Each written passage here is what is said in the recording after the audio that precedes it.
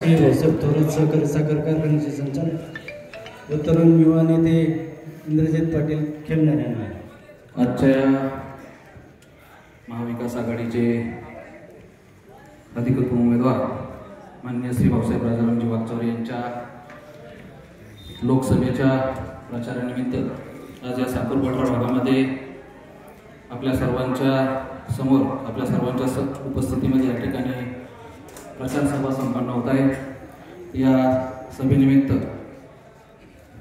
आपले जे शिर्डी लोकसभा मतदारसंघाचे अधिकृत उमेदवार आहेत ते माननीय श्री भाऊसाहेबजी राजाराम वागचौरे साहेब या ठिकाणी उपस्थित आहेत।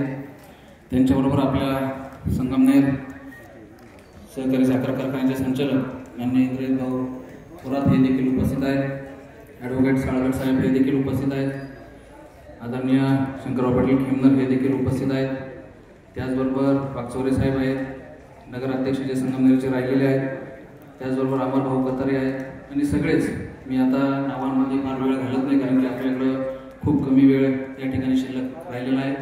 बरेचशा मान्यवरांचे मनोगत या ठिकाणी होणार आहे। मी सर्वप्रथम विनंती करतो की पाठीमागे जी मंडळी उभी त्यांना सगळ्यांना विनंती की आपण पुढे येऊन बसा, कृपा करा।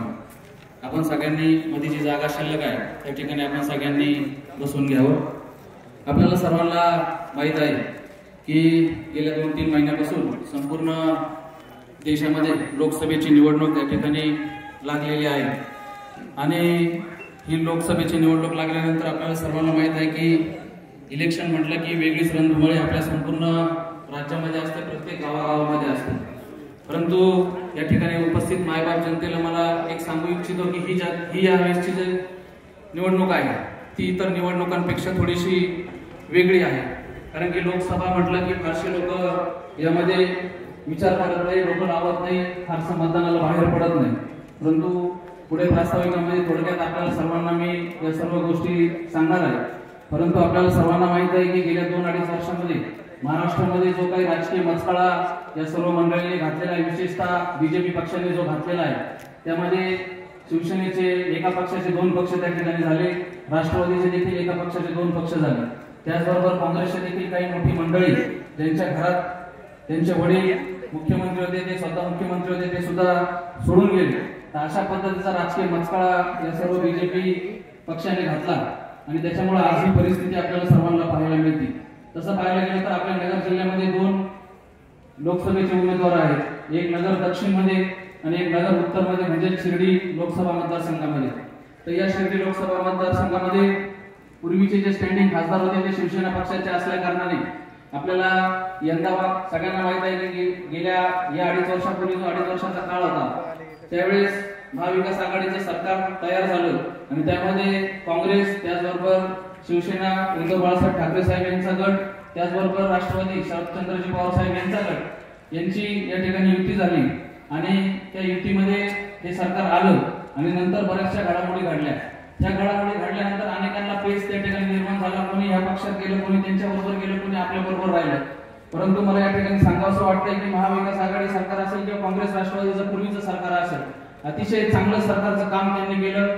चांगली व्यवस्था शेतकऱ्यांसाठी असेल, सगळ्यांसाठी असेल, लोकांसाठी असेल, अतिशय चांगलं काम ते करत होते।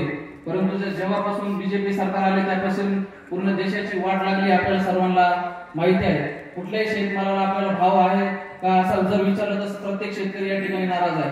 मला या ठिकाणी आपल्याला सर्वांना आवर्जून सांगावंसं वाटतं की बीजेपीला मानणारा एखादा शेतकरी जरी असेल तर यंदा तो त्या बीजेपीला मतदान करणार नाही एवढी खात्री मला त्या ठिकाणी आहे। कारण की इतकी बेकार अवस्था त्या ठिकाणी करून ठेवली। आधीच्या वक्त्यांनी आपल्याला कांद्याच्या निर्यातीबद्दल सांगितलं, टोमॅटोच्या नेपाळवरून आयात केलेल्याबद्दल सांगितलं, अनेक गोष्टी आहेत, अनेक आपण भाषण करू शकतो, मोठमोठाले मुद्दे आहेत। परंतु या ठिकाणी मला आपल्याला सगळ्यांना सांगायचं की आपले जे भाऊसाहेबजी राजारामजी वागचौरे साहेब जे आहेत ते अतिशय चांगला अनुभव असणारं व्यक्तिमत्व आहे। यापूर्वी ते खासदार राहिलेले आहेत आणि ज्यावेळेस ते खासदार राहिलेले आहेत ते बऱ्यापैकी आपल्या संपूर्ण पठार भाग असेल, संपूर्ण संगमनेर तालुका असेल, त्या ठिकाणी त्यांनी कुठला ना कुठलं बारीक सारीक काम त्या ठिकाणी केलं आहे। सभा मंडप असेल, शाळा खोल्या असेल, रस्त्यांचे काम आहेत, असे अनेक त्या ठिकाणी कामं केलेले आहेत। दुसरा त्यांना प्रशासनाचा चांगला नाटक अनुभव आपल्याला सगळ्यांना माहित आहे की ते शिर्डी संस्थांमध्ये CEO राहिले, BDO लेवलला त्यांनी काम केलेलं आहे आणि विशेष म्हणजे हा आपला माणूस आपल्यासाठी आपल्याच तालुक्याचा आपल्या तालुक्याच्या जवळचा अकोले मतदारसंघाचा त्यांची जन्मभूमी आहे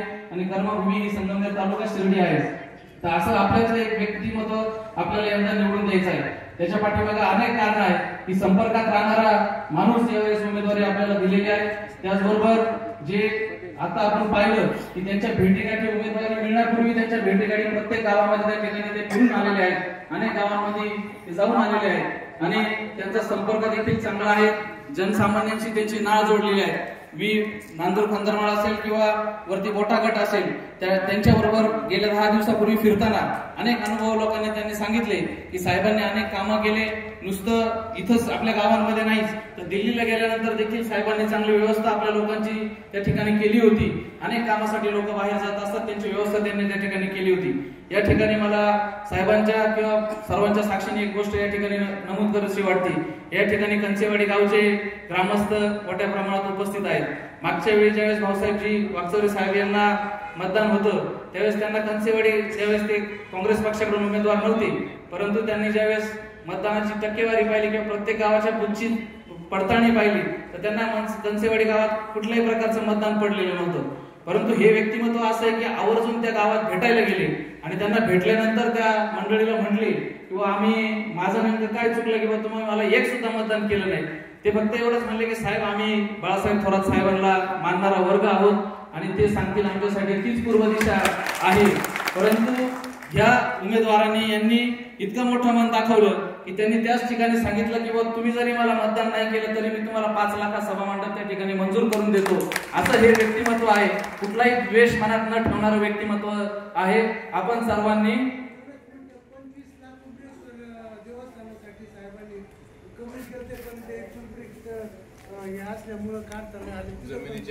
हे बघा म्हणजे समोर साक्षीदार आपले लोक आहेत कंचवाडीचे म्हणजे हा असा कामाचा माणूस उमेदवार आपल्याला यावेळेस दिलेला आहे. तरी आपण सर्वांनी मोठ्या मताधिक्याने या ठिकाणी त्यांच्या पाठीमागे उभं राहिलं पाहिजे. आपण कुठल्याही बोलताना जातीवाचक भावनात्मक कुठल्याही गोष्टीला बळी न पडलं पाहिजे. या ठिकाणी मला आवर्जून सांगावंसं वाटतं एखादा जर पक्ष जर सत्तेत असेल तर त्यांनी लोकसभेची जर निवडणूक असेल तर त्या पक्षाने कुठल्या मुद्द्यांवरती भाषण केलं पाहिजे. तर देशाची आपण आर्थिक व्यवस्था कशी केली, देशाचं संरक्षण आपण कशा पद्धतीने करतो, देशाचं आपलं आयात निर्यातीचं धोरण कशा पद्धतीने असलं पाहिजे अशा याच्यावरती त्यांनी भाषण केलं पाहिजे. शैक्षणिक धोरण कशा पद्धतीने आपल्याला उच्च पातळीवर नेलं पाहिजे असं आपलं भाषण असलं पाहिजे. परंतु अलीकडे आपल्या पंतप्रधानांचे महाराष्ट्र दौरे आपल्याला सगळ्यांना पाहायला मिळतात आणि त्यांचं फक्त भाषण किंवा हिंदू मुस्लिम राम मंदिर या सगळ्या गोष्टींवरती असतं. मला एक सगळ्यांना या निमित्ताने सांगायचंय की या आपण 10 वर्ष खूप भावनिक होऊन आपण सर्वांनी मतदान केलं. यंदा सगळ्यांना एक कळकळीची विनंती आहे की शेतकऱ्याला डोळ्यासमोर ठेवून आपण सर्वांनी त्यांना मतदान करायचं. मग तो समोरचा उमेदवार कुठल्याही पक्षाचा असो तो कोणालाही असू द्या आपण सर्वांनी त्यांना समोर ठेवून हे केलं पाहिजे. त्याचबरोबर भाऊसाहेबजी राजाराम वागचौरे साहेबांना मला एक या ठिकाणी नमूद करावं असं वाटतं की साहेबांनी एक वेळेस आम्हाला आदेश दिल्यानंतर अक्षरशः मी तुम्हाला सांगतो की ज्यावेळेस रामदासजी आठवले साहेब या ठिकाणी उभे राहिले होते त्यावेळेस देखील साकूरमधून त्यांना 2200 मताचं लीड या ठिकाणी दिलं होतं. एवढी एकनिष्ठता साकूरकरांमध्ये साकूर पठार भागामध्ये आहे हे मला आपल्याला या ठिकाणी सांगावंसं वाटतं. यानंतर मी शेवटचा एक मुद्दा आपल्या समोर मांडणार आहे. तो अतिशय सगळ्यांच्या काळजाच्या जवळचा मुद्दा आहे. या पठार भागामध्ये आपण त्याच्यावरती काहीतरी तुम्ही निवडून येणार आहात. आजच तुम्ही निवडून आले आहात हे मी या ठिकाणी जाहीर करू इच्छितो. तर आम्हाला एवढंच एक सांगायचं आहे की मी हा जो मुद्दा मांडणार आहे हा सगळ्या पठार भागातील लोकांच्या हृदयाजवळचा मुद्दा आहे. तर मला आपल्याला सांगावंसं वाटतं की साहेब आम्हाला तुम्ही खासदार झाल्यानंतर आमची विनंती आहे तुम्ही आम्हाला रस्ता देऊ नका, सभा मंडप देऊ नका, लाईट देऊ नका, परंतु आमची मुळा जी आहे ती 12 महिने झाली पाहिजे एवढी मी सगळ्यांच्या वतीने आपल्याला सर्वांना विनंती करतो. दुसरा मुद्दा आमचा शिंदोडीमध्ये जो आहे अतिशय खूप दिवसापासूनचा मुद्दा आहे की शिंदोडीमध्ये एक त्या ठिकाणी केटीवेअर झालं पाहिजे म्हणजे ती सुद्धा आमची जनता पाण्यापासून वंचित राहिली नाही पाहिजे. आमचा भाग तसा खूप चांगला विकसित आहे. साहेबांच्या आशीर्वादाने सुजलाम सुफलाम आहे. साहेबांचे देखील खूप चांगले प्रयत्न आमच्यासाठी असतात. परंतु तुम्ही ज्यावेळेस आम्ही तुम्हाला संसदेत पाठवणार आहोत, केंद्रात पाठवणार आहोत त्यावेळेस आमच्यासाठी मुळा 12 महिने झाली पाहिजे हा मुद्दा आमचा तुम्ही प्रकर्षाने त्या ठिकाणी मांडला पाहिजे. त्याच्यावरती आम्हाला काहीतरी समाधान तुम्ही आम्हाला मिळवून दिलं पाहिजे. याबद्दल मी आपल्याला या ठिकाणी आपल्याला सुचवू इच्छितो. आपण सर्वजण या सभेसाठी आम्ही संपर्क केला आपल्याला. आपण सर्वजण आमच्या विनंतीला हाक देऊन या ठिकाणी उपस्थित राहिला. खूप काही पाहुणे देखील उपस्थित राहिले. मी तुमची क्षमा मागतो. मी कोणाचाही नामोल्लेख केला नाही. परंतु वेळाअभावी आपण थोडक्याच आपण या ठिकाणी भाषण घेणार आहोत, कारण की आपल्याला उमेदवार असतील यांना जास्त वेळ दिला गेला पाहिजे। या निमित्त मी आपल्या सर्वांचे साकूर गावामध्ये खूप खूप स्वागत करतो। त्याचबरोबर आपण सर्वजण या ठिकाणी कार्यकर्ते आहेत। आपल्याला सर्वांना जाता जाता मी एवढीच विनंती करेल की वातावरण खूप चांगलं आहे, म्हणजे भाऊसाहेब साहेब तुम्हाला, खासदार साहेब तुम्हाला, तुम्ही एकटेच नाही संसदेमध्ये भांडायला, तुमच्या बरोबर दक्षिणेचे देखील जे काही निलेश लंके साहेब आहेत अतिशय जोरातून तरी त्या ठिकाणी वाजणार आहेत। आपली मशाल तर आजच या ठिकाणी पेटलेली आहे, परंतु दक्षिणेमधून जे निलेश लंके साहेब आहेत त्यांची देखील तुम्हाला साथ चांगली मिळणार आहे। त्यांचा देखील पाण्याचा प्रश्न मोठा आहे। तुम्ही दोघांनी मिळून त्या ठिकाणी सर्व जनतेला या ठिकाणी पाण्याची व्यवस्था करून द्यावी ही कळकळीची विनंती करतो। इथं बसलेल्या सगळ्यांना एक विनंती आहे, आपापल्या घरात आपण इथून गेल्यानंतर आपण रोज इथून 4-5 दिवस राहिले आहेत मतदानासाठी, आपल्या महिला, घरातील महिला असतील, वृद्ध असतील, यांना सगळ्यांना कळकळून आपल्याला मशालीचं चिन्ह प्रत्येकापर्यंत पोहोचवायचं आहे।